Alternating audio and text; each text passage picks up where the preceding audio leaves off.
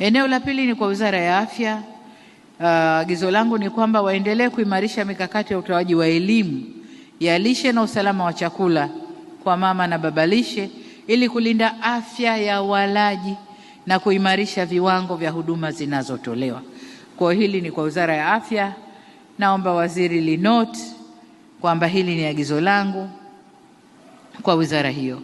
Eneo la tatu ni kwako tena, Waziri wa Maendeleo ya Jamii, Jinsia, Wanawake na Makundi Maalumu, kwa kushirikiana na mamlaka nyingine za serikali, taasisi za kijamii na sekta binafsi, kuweka utaratibu wa kutoa mafunzo ya ujasiriamali na usimamizi wa mitaji ya mama na baba lishe ili waweze kufanya shughuli zao kwa tija.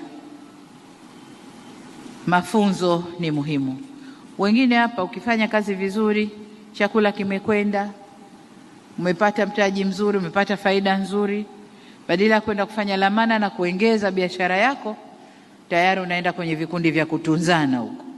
Unakwenda kutunza uonekane wewe bingwa, umetunza zaidi kuliko wengine.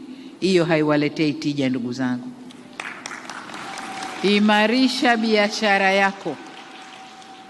Imarisha biashara yako, starehe zitakuja baadaye. Lakini kwanza biashara yako. Agizo langu la 4 ni kwa